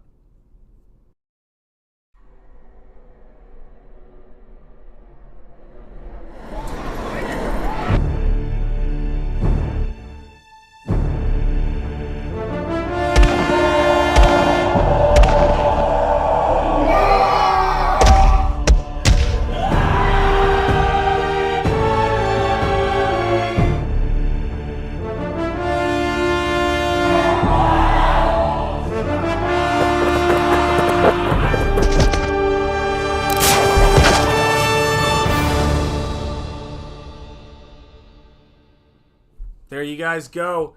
Bosch's Pigman. What a crazy journey it has been for all of us to kind of meet each other here in Comicsgate and continue to do the work that we're doing. It's a daily grind, and that's the thing too. It depends. It absolutely depends. It was in that particular case, I just wanted to help Bosch out. So that's what that was. And Bosch is so funny. Bosch is like, let me do a Springball drawing for you. I got to do something for you. That's just the way that it works. But it depends. It just depends. I have to have an idea for a project. Sometimes, like with the Dark Harvest trailer, Ethan came to me and he had a very clear idea. Well, I don't want to act like he doesn't give me space, because he did give me a lot of space on that trailer. He just kept needing me to like make sure that says this or this says that. But when I did the Dark Harvest trailer, it really was. I feel like I know Ethan's work a lot right now, and it's the same thing when I do trailers for John Malin. When John hires me to do a trailer, at this point, I've looked at the stuff John's doing. I have a little bit of a sensibility of what he wants. John knows exactly what he wants from a trailer. So does Ethan, for that matter. And so those are fun jobs to do. So it just depends on how much time's involved and then what I'm going to have to do. But it varies. It totally depends. I drew a creepy looking scarecrow a few years ago that looked exactly like Fauci. He was basically creepy looking. Yeah, he is, among other things. Yeah. Oh my gosh. You know what tomorrow is at Rocky Ballesteros. Whoa, what's going on? What is tomorrow? Was Mad Max originally a comic? Wow, I don't know that, but it's I don't think it was, but it very well could have been. In fact, I hope everyone here is having a hippity day. Yeah, exactly. Yeah, send me a message. Send me a message. I'll let you know. There is no space if there's no space if Ethan is all 99.9% observable atoms are. Louise. Krabby Patty, you guys are putting me in the hospital. Yeah, exactly. A villain. It's a weird thing, like when I look at this stuff, the fun thing about doing trailers and doing work for artists is that I always want everything I do to look different. And I want it to kind of Wednesday Comics on Rocky Ballesteros' channel is tomorrow, guys. He always does a stream for Wednesday Comics. If you're not subbed to Rocky Ballesteros, and why wouldn't you be? He just recently got monetized. I want to make sure I say congratulations to him. And I've been actually entertaining. I have two comic book brothers from college. Rocky, of course, being one of them, who were there with me when Springball was created and were there with me freshman year. And one of the things I've been considering, because I have bonus pages in the back of Springball, is the idea of having them each one of them do a couple page short story in the back of Springball. But I haven't run it by them yet. So I might run that by them and see what they make of that. We'll have to see. So yeah, food for thought. food for thought. But it's you know, there's so many great books that are going on right now. I really need to make a trailer. Ethan and I talked about it, but for CYBERFROG, Red Extermination. Please. Are you interested? Yes, please, says Rocky. All right, fair enough. Yeah, I just have some I just got to work out what the stories are going to be. You know, I just got to work out. I've got an idea for the story. I think I'd have you do a short story. I'd have you do that would be perfect, and it would be a lead into the book, which would be fun. Those are the things that I'm playing around with right now,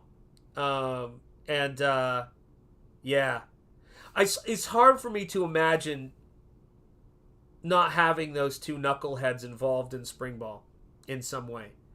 There's John Malin doing the cover is great because I was trying to think of a way to involve him in the project before that even happened. I was thinking he's got to do something for this because, you know, he really spearheaded. God, he's pushed that book so much and been so supportive.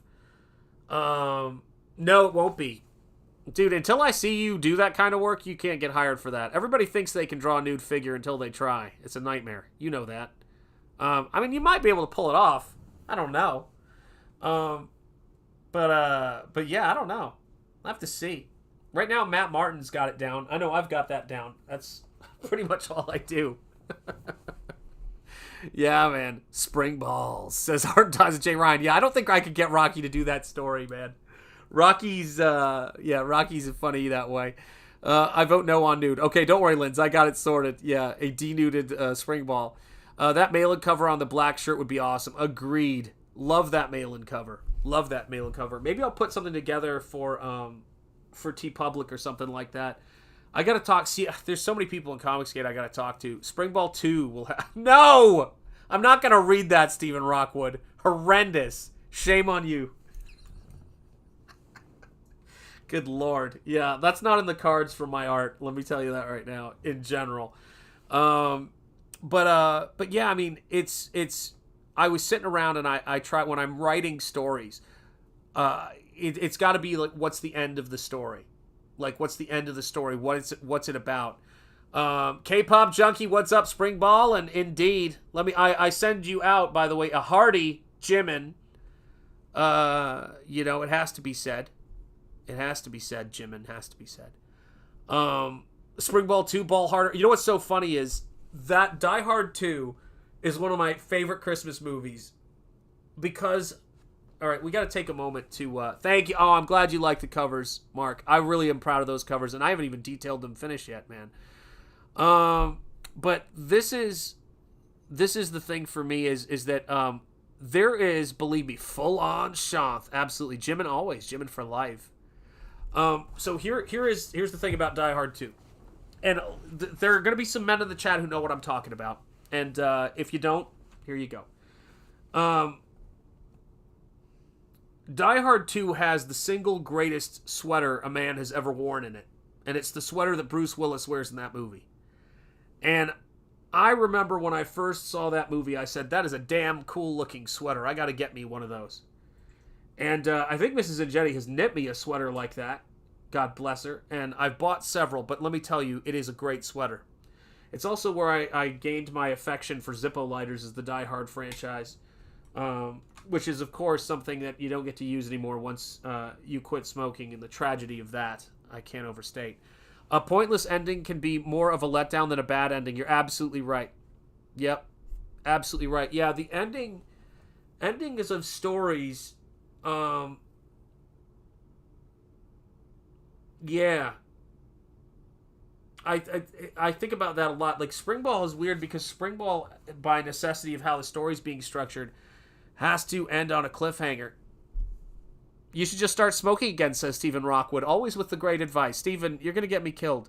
I thought Shanth was going to talk about like those plastic chairs in school for guys. No, don't do it. Hail Apex Comics. How are you doing, brother? It's great to see you, man. Hail. Yeah, so for me, when I was writing, Nosfero, I'm always, and the same thing with Springball, I'm always trying to think about writing something that is uplifting, and there's a part in Spring Ball that is very much, I know, Nada, I know, I think about it all the time. Alfonso Riley saying, you guys are no good. I swear, you guys are all kinds of bad today. I got a Zippo, but hardly use it. It's too much hard work, but I love it the most. Yeah, I know how it is. You guys know. You guys know. Yeah, Sean, smoke them if you got them. That sounds like a recipe for pain, Sean. Yeah. Think of your family and just don't smoke. That is the key to all of it, right? That's the key. So when I was writing Spring Ball, there's a sequence in the story that is very much like the Pleasure Island scene in Pinocchio, where the kids go there, they have aspirations that they're going to be free to do whatever they want, and then they find themselves being turned into, mules, essentially donkeys, to be pressed, to lose their humanity and be pressed into a hellish existence, where they can't speak, they can't run, and it's a really rough scene. As a kid, Pinocchio scared the hell out of me for that sequence. And there's a similar sequence in the first issue of Spring Ball with a much more Lovecraftian Shadow over Innsmouth kind of nod to it, which is characters being lured in by the villains of this story, young people being lured in with promises of a better life and a transformation, so to speak, that will allow them to live with the deep ones underwater. And if you know your Lovecraft and you know Pinocchio, you can imagine how horrific that is. And one of our characters who's going to be a central member of the cast in Spring Ball is a character that Spring Ball is certainly, at least in this series, haven't decided if she's going to make it or not. But she's one of the captives, and there are two other captives. These things are always work really well when they're in threes, I find.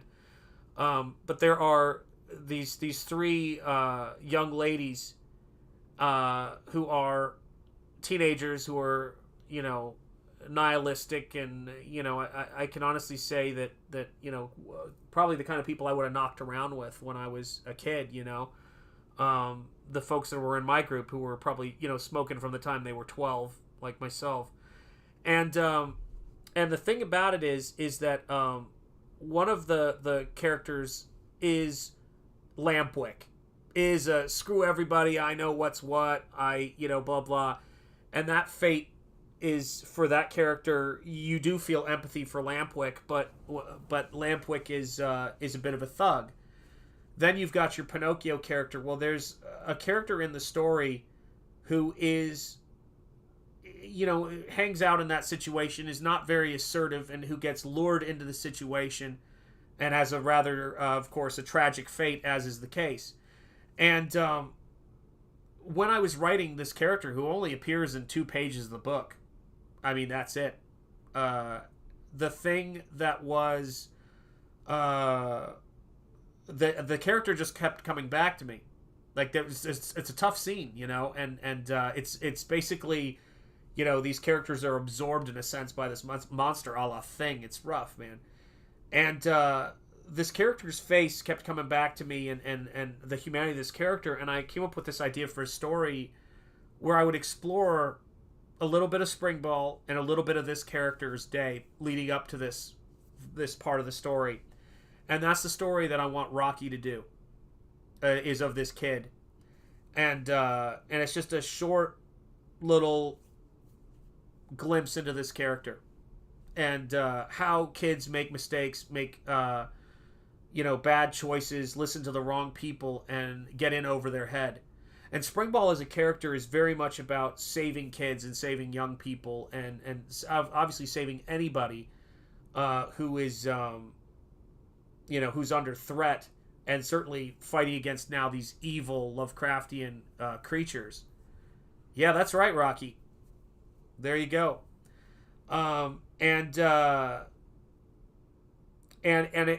a thing that it's a thing that's very important to me when I write stories, because the heroes that I read growing up and the heroes that I watched on the screen were good people, they were noble people, and they believed in protecting the innocent.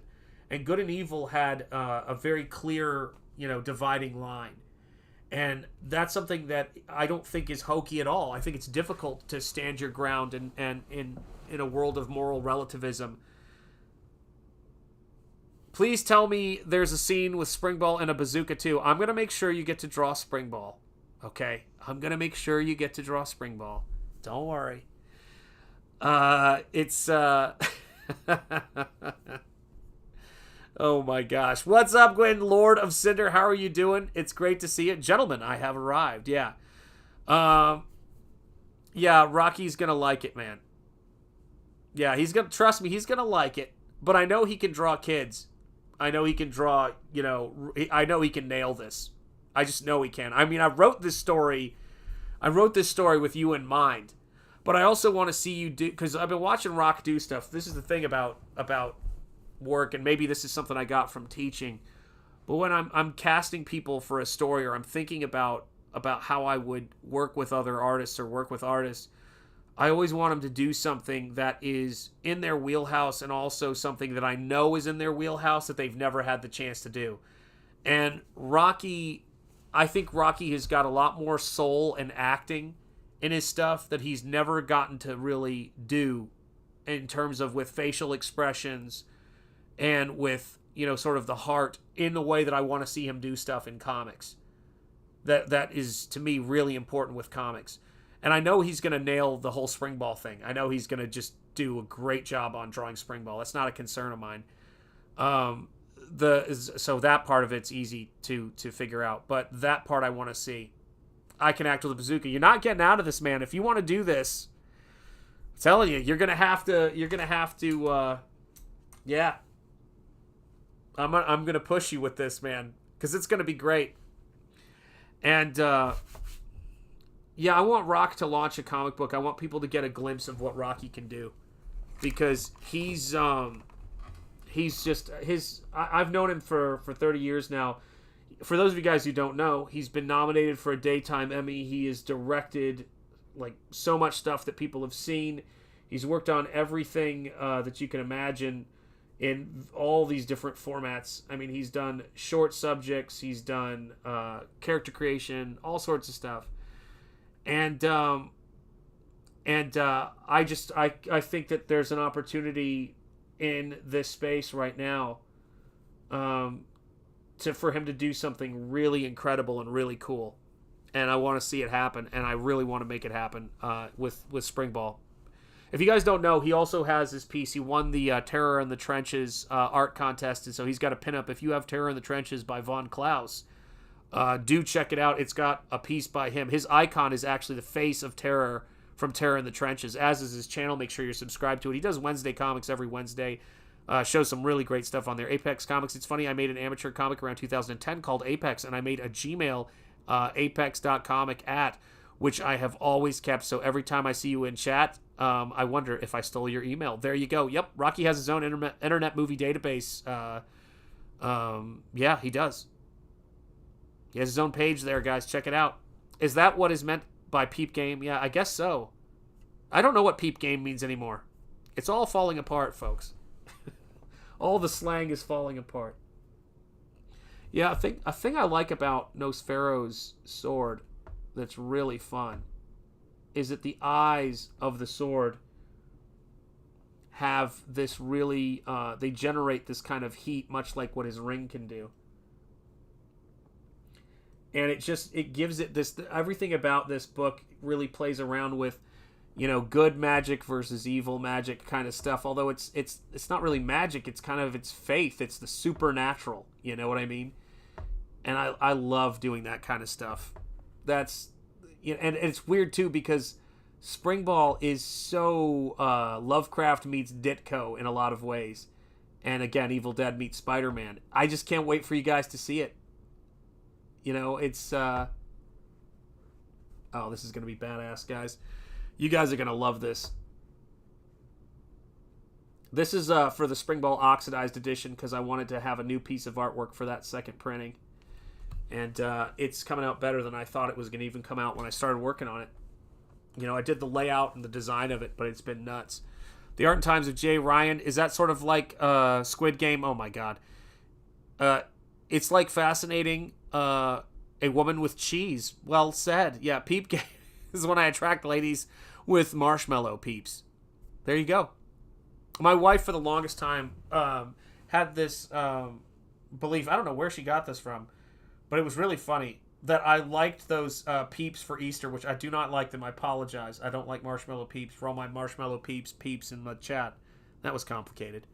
And it was the funniest thing because I kept trying to figure out where she got that from. It was the weirdest thing, you know. Oh my lord, probably from some ex, you know. Oh my god. I mean, cheese is fascinating and delicious. Absolutely right. At John, much better. There you go. There you go. My goodness. So yeah, tons of stuff going on, guys. Tons of stuff, tons of books. One trailer, I do want to highlight something. Shanth is the encourager. That's what I'm here for. One thing I want to make sure I talk about, too, is that I thought the campaign was down, so I actually removed it from the trailer run. But just to make up for that, you know what? I don't think I have it on me.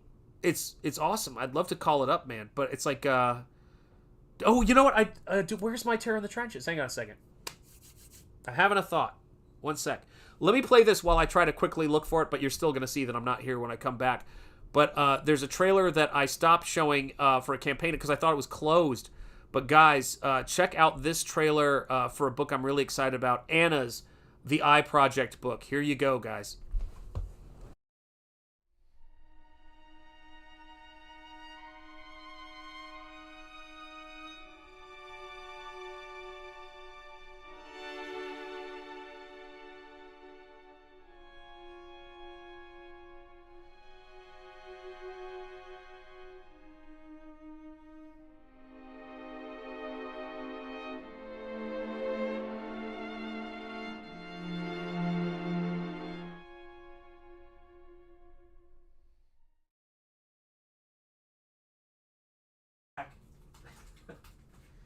Where the heck did I put that?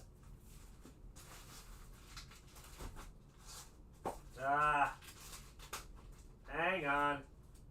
It's a chair stream.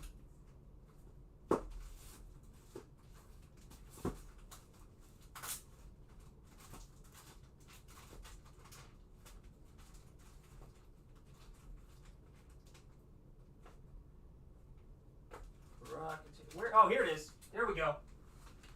Woo! That didn't take as long as I thought it was going to take. Yeah, those are absolutely beautiful eyes. And Anna is a painter. I have 2 copies of this. I can't find my reader copy, though. So this is going to be my reader copy for now. Because I just found the patches and all the cool stuff that come with it. So this is Terror in the Trenches by Von Klaus. If you guys don't know, he's taking a character called the Black Terror. And he's completely reworked it in a way that's just brilliant. And a beautifully illustrated book by Monica, one of the artists in our space here. And I think she did she do some stuff for 9 Lives too? I think you guys might know that. So if you did not get this book, and you should get it now, if you're a fan of Rocky's, this is his first Comicsgate published work. And it will be, if I have my druthers, it will be one of many. Where the heck is it? Here we go. This is Rocky's beautiful Terror in the Trenches piece. Look at that. Someone who I really think should check out Rocky's work, by the way, is Ethan. Because Ethan seems like he's looking for people to do cartoony work. I don't know what he's got, but he's certainly somebody that Rocky's certainly somebody that Ethan should take a look at. I don't know what Rocky's work schedule is like, though. But check this out, man. How awesome of a piece is that? Just great stuff. And also, too, you know what I was also thinking when I look at his stuff? I'd love to see Rocky work with Mike Barron. Love to see Rocky work with Mike Barron. That could be really cool. That's a pairing I would love to see. And something I might be able to talk to Mike about, man. Yeah. Rock, do I have your permission to mention you to Mike Barron? Let me know. I'd love, because that makes a ton of sense, weirdly. I'd be happy to. Scorpiorpio, how are you doing? It's great to see you, man. Hello, hello. Yeah. We're doing all kinds of cool stuff here, guys. Stick with us. We're making memories. We're making memories here in Comicsgate. That's the way it tends to go down. And make sure you back Springball. Make sure you back Nosfero. Make sure you back Anna's the Eye Project. Make sure you back CYBERFROG 3, Red Extermination. I don't know why I want to keep saying Red Redemption. I don't even play video games. But it's in my head for some reason. Red Extermination, which is available right now. Gosh, what other campaigns do we have going on? Of course, Shane Davis's Annatomic, illustrated by Anthony Gonzalez-Clark, written by Shane Davis, and I think Yanzi Lin's also... Is she co-writing it, or is he mainly writing it? And she's a machine. She does so many things. Amazing, Yanzi Lin. Graham Nolan's Escape from Monster Island, the third book in a 3-book series. You can get book 1 and 2. Check out Bosch Foston's PIGMAN, available on Fund My Comic, guys. Make sure you check that out. Back Fembat Volume 1 on Fund My Comic, guys. Wait a second. Apex Comics. I feel like we went over this. Hold on a minute. Am I having another moment? I don't know. Let me just see here. What? Huh. That's weird.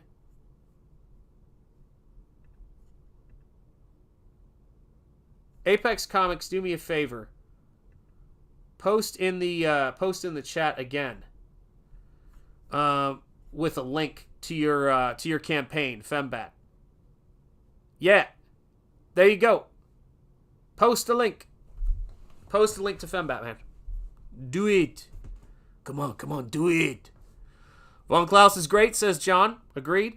Mark's Music Obsession. There you go. Just bought my copy. Gotta have that Rocky art. Hell yeah, Mark's Music Obsession. My man. Did we get the Fund My Comic link in there yet for Fembat? Let's do this. Yay, Apex is awesome. I know this. Yeah, got it with Von's signature. Very, very cool, man. You're gonna love it. It's a great read. It's a great read, man. Yeah. This is fun stuff, guys. There's so much we can do. There it is, Apex Comics with a link to Fund My Comic campaign, Fembat Volume 1. For those of you guys who don't know, one of the things I did when Fund My Comic was starting out, and I like to talk about it because it was fun. Honestly, it was such a blast. I was cutting together a trailer, and I needed a high-resolution logo for them, and all I could find was like a low-res version of the logo, and it was kind of sketchy. So I actually just took their logo and redesigned it so that it was little bit more poppy and a little bit sharper, and so I always have it whenever I'm doing trailers to kind of throw on the back end of things. You're welcome, Apex. Come on, man. You know how it is, Apex. You know how it is. Yeah, Terror in the Trenches is a great book, and an even better, acronym. Yeah, Fund My Comic has been great. Yeah, it absolutely is. And those guys were really working hard and trying to create a space. They help out folks that I do trailers for and friends of mine, people like Cecil, and Bosch, of course. And so they have the back of so many creators. I want to try to have their back. Launching my 3rd campaign with Fund My Comic this Friday. Congratulations, Benjamin Soto. That's great. True, John, I'm picky about my artists. I know you are. It's there's a great Dan Lawless Fembat variant cover on my Fembat campaign. Yeah, Dan Lawless is the man. He's another big advocate and promoter of Springball, and he's done Nosfero art too, as well. Love Dan's take on Nosfero. I don't know where he has it posted, but it's great, man. He's a great artist. Does really cool stuff. Make sure you're subscribed to his channel if you are not yet.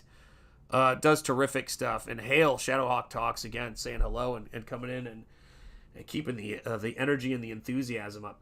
So right now, one of the things I'm working on, just to let everybody know in Comicsgate, make sure you're subscribed to me on YouTube. Make sure you're subscribed to me on X. We got 40 live viewers here on YouTube. We've got 167 viewers, including X. So make sure you do pop over to YouTube if you're on X, just to drop a like. Make sure you're subscribed to this channel. So glad. Make sure you're following me on X if you're not yet. It's great to see you here.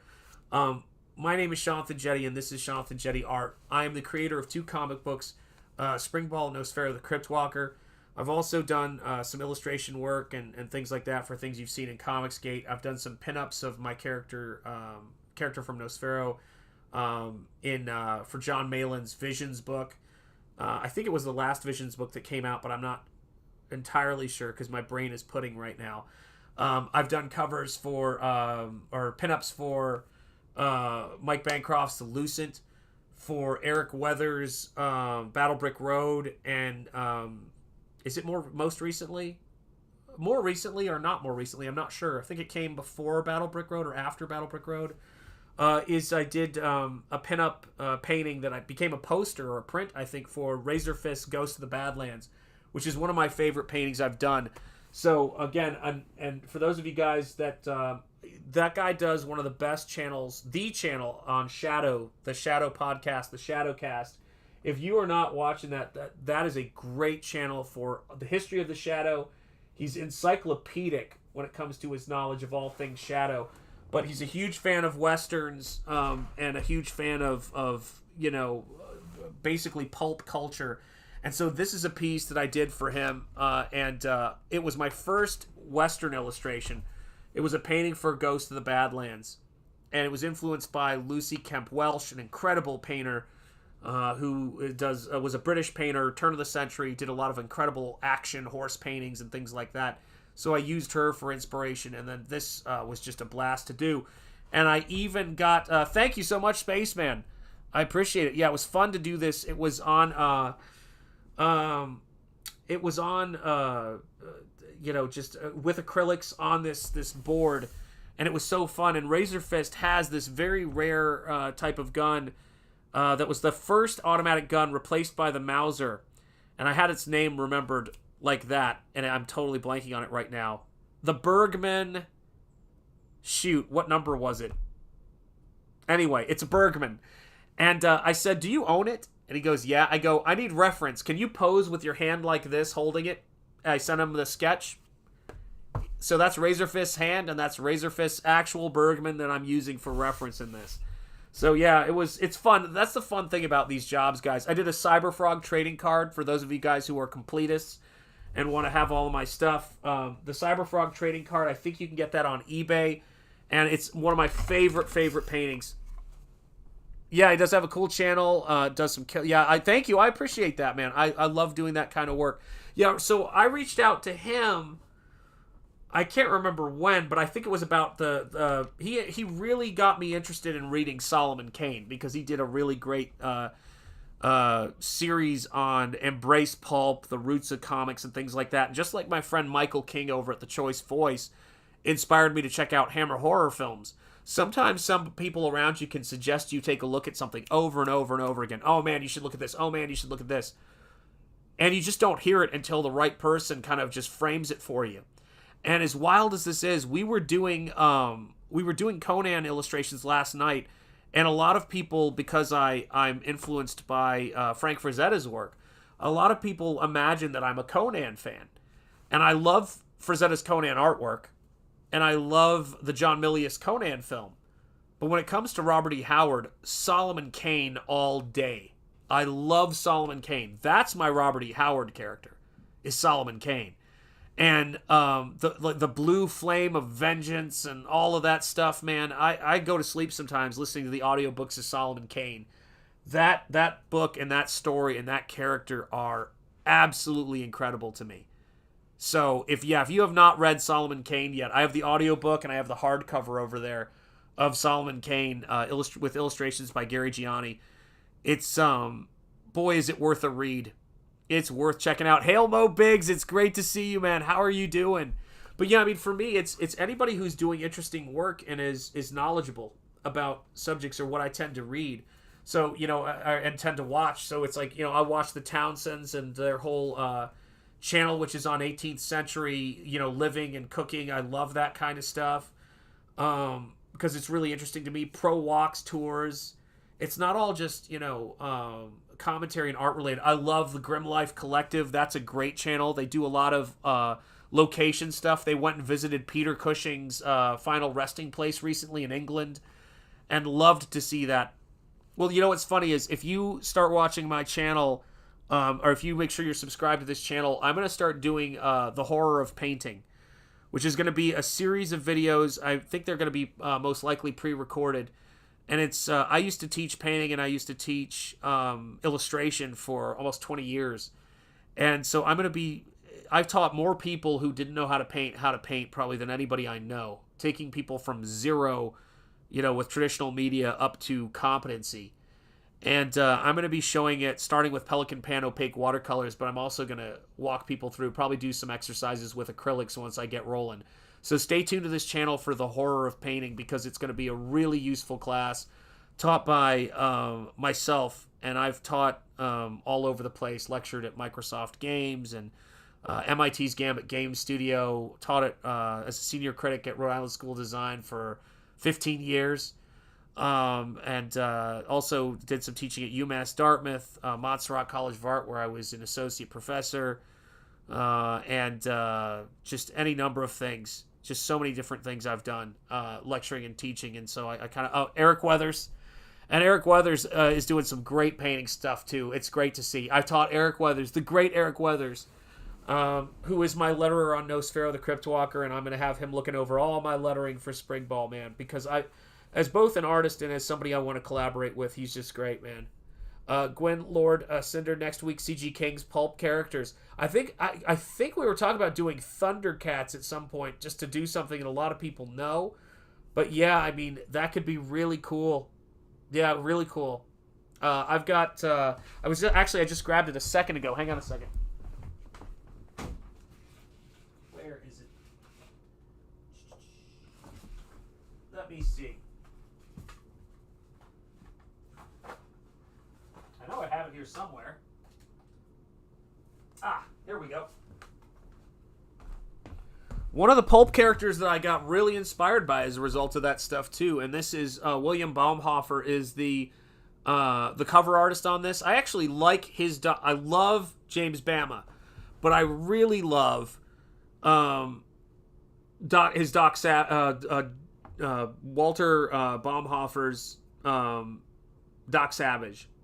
It really is great, and he captures the Mayan, adventure part of the story in The Man of Bronze, his first story. But yeah, I keep the pulps near where I can get them, and I believe I have a shadow pulp somewhere. But these collections are great, and yeah, if you love the Phantom, then Nosfero, of course, as you know, is right up your alley, Spaceman, because Nosfero is influenced by the Phantom, and more importantly, he's also influenced by the movie, the silent film starring Douglas Fairbanks Sr., that influenced the Phantom, which is called a film called The Black Pirate, and I have that on Blu-ray over there. It's a great film. If you've never seen if you're remotely interested in silent films, check out The Black Pirate. It's great. I'd love to see one of the Kings draw Zorro. Me too. That would be a great week, drawing Zorro. That would be fantastic. Yeah, I like that realism of Baumhofer's stuff too. It's really great, man. Really great. Yeah, I haven't drawn the Phantom yet, and actually Graham Nolan's drawn the Phantom.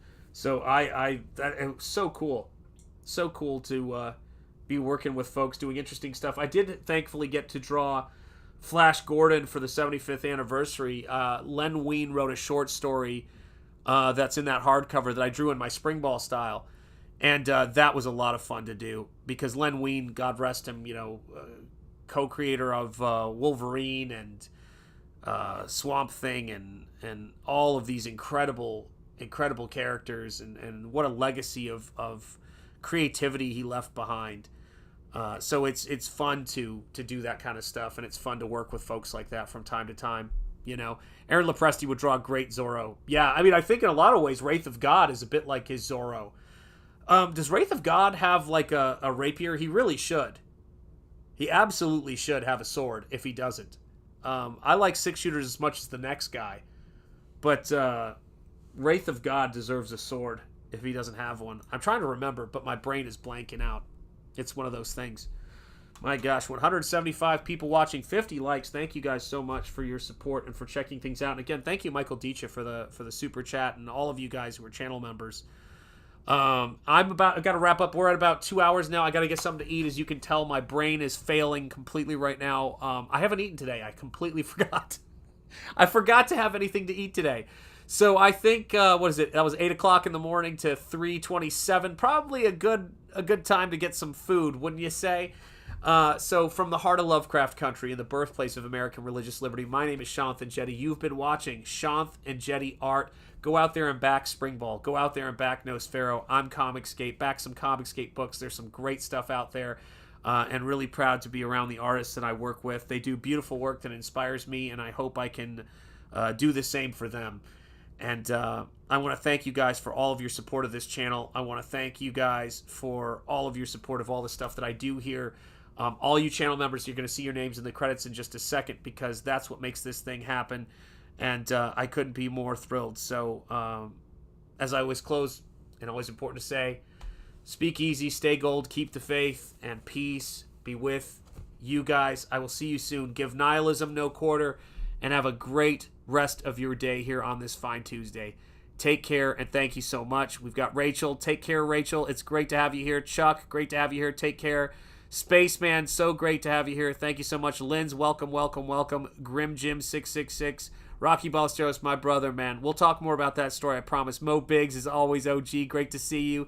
Hail to you, John. Great to have you here. Have a great rest of the day. Nick Clark, it's great to see you. Gwen, great to have you here. Thank you so much for being here. Eric Weathers, my brother, it's great to see you. We'll paint again soon, man. All right, hopefully I got everybody. Chuck, it's great to see you. Nada, it's great to see you. Krabby Patty, great to see you here. Thank you, Krabby Patty, for being here. I will see all of you guys soon. Apex, welcome to being a mod. You post links to Fembat whenever you want to, my friend. And Mark's Music Obsession, my brother from another mother, living by the coast. Not in the land down under, but in the land that's under Rhode Island. God bless you. Thank you for being here. I will see you guys soon. And here are the credits. Take care, guys.